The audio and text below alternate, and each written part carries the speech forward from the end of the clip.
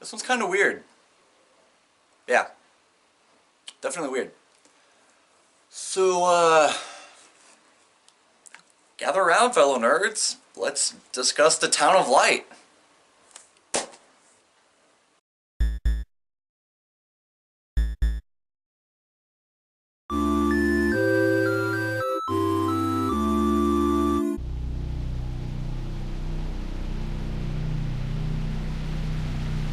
The Town of Light. In this game, you control a young woman named Renee as she revisits this mental asylum in which she was a patient in Italy during the Second World War. Honestly, that's kind of all I can give you, really, without spoiling it. Not that there's much to spoil, exactly. I mean, aside from the ending, which I will say, the ending, at least the ending I got, really got to me. I didn't see it coming.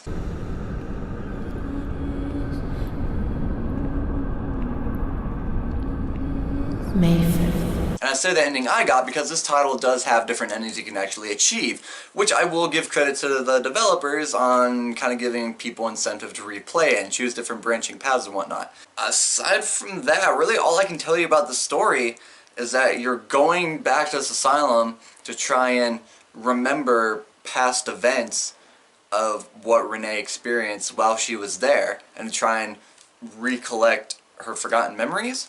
There's no one here, but these noises. God, my head is killing me. I can't keep my eyes open. Now, it's not to say the character of Renee herself isn't interesting, as the game does a good enough job of kind of getting inside her head and getting you to understand what it's like being a former mental asylum patient and how your subconscious would try and adjust to that and deal with that. Especially like how you find out that she sort of had a romantic interest with another lady at the hospital and how you go about discovering that. Not really subplot, but just sort of detail in her time there. It's a pretty cool and well done idea. It's just kind of weird. This is a weird game. Even weirder is Renee's apparent obsession with this doll that she had when she was a kid. It explains it, yeah, but I just don't like porcelain dolls. They're creepy. That's the scariest part of this game. That doll. Mummy took good care of Charlotte. Mummy took good care of Charlotte. Graphically, this being the Xbox One version of the game, it's acceptable?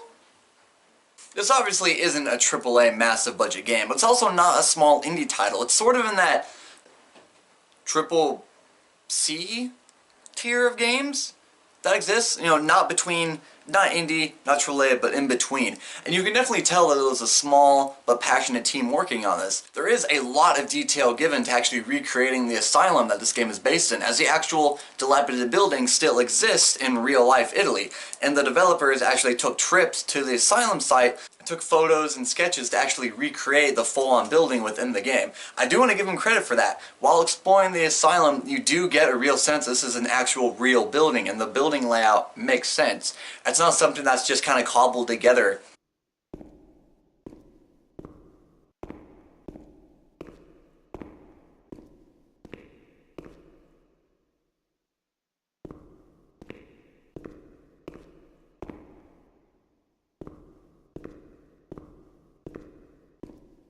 With that being said though, my God, there's quite a bit of texture popping in this. It's pretty bad. It could kind of be used in a sense that your character, Renee, is kind of just imagining a list of popping in and out, but if that's what they were going for, it doesn't work. It's clear this is just pretty bad texture popping.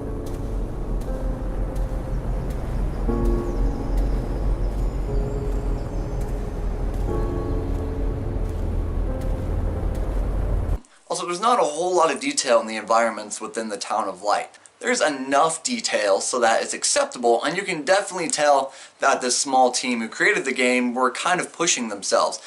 But it's also not enough to really warrant this game being really renowned for its graphical fidelity, regardless of the style or genre they're going for. I do want to say a cool choice I really like is how when they transition to showing actual cutscenes, it changes to a black and white, sort of like art book sketch style. Renee, she's a princess here. Didn't you know?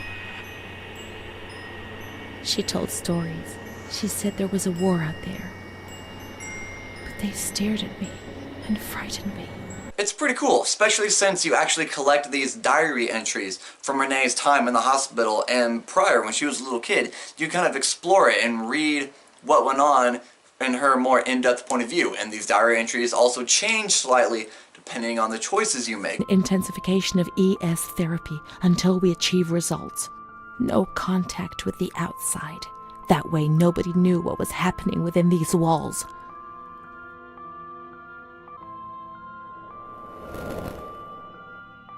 It's a pretty cool way to kind of tie things together. Gameplay-wise, it's a walking simulator. If you don't know what that is, it's a genre that's predominantly popular on Steam, where most of the gameplay consists of you walking slowly about the environment, doing some minor puzzle solving here and there, picking up items, and just kind of figuring your way about this semi-maze of a layout. It's not a particularly exciting gameplay style, especially from that standpoint, and it relies heavily upon the story itself being able to sort of pick up the slack from where the gameplay falls short.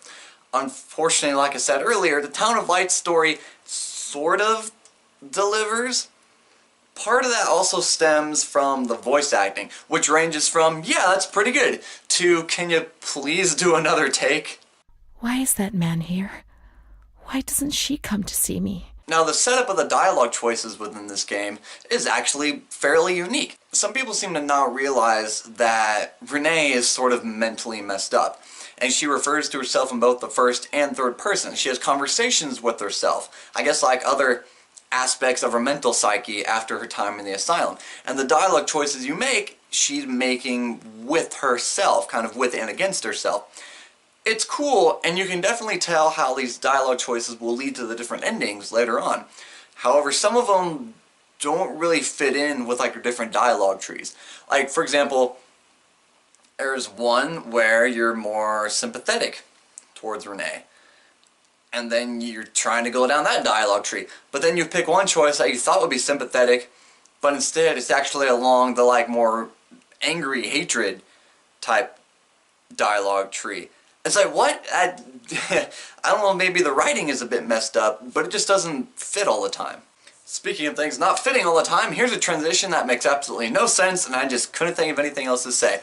I got lost in this game looking for this one stupid path to go towards this graveyard at the end of the thing. It's confusing as hell to find, and I didn't like it. The map design kind of fell flat there.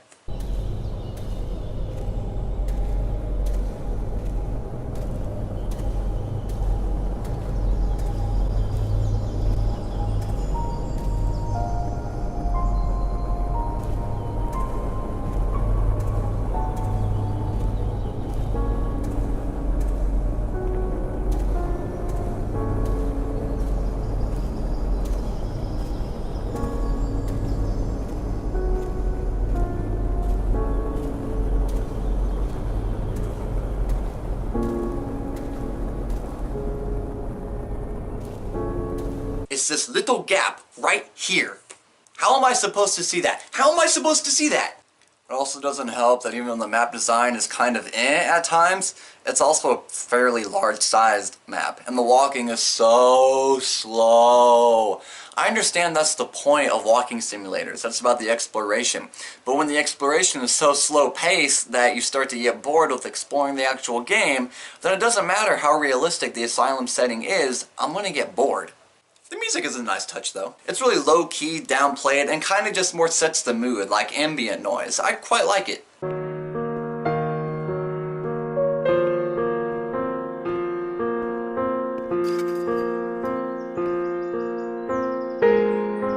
I know this is kind of a shorter video, but I don't have that much else to say about this title. Part of that stems from the fact that it's not even 3 hours long. Insert Angry Joe meme here.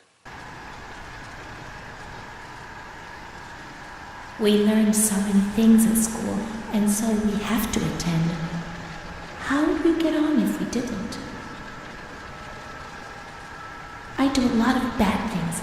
I don't tell anyone, but Mom knows just the same. Luckily, I only spent 15 bucks on the physical copy, which, yeah, I'm gonna give credit to the people who made it for actually making a physical copy, so collectors like myself can add it to my shelf.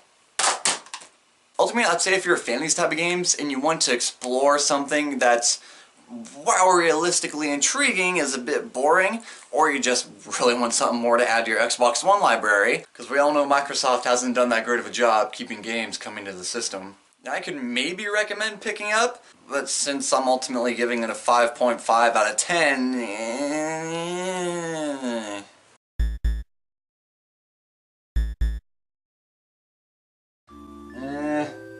maybe it's beatable in one sitting. Possibly, well, that'd be a fun one to do. Oh hey, you just caught me trying to decide what game I should review next in my next video. If you have the time, go ahead and click that subscribe button down below, as well as ring the little bell, that way you'll always be notified when I upload something new. Also, don't forget to leave a like and a comment if you so wish, and help spread the word about the channel to help me grow and get our community bigger and more thriving.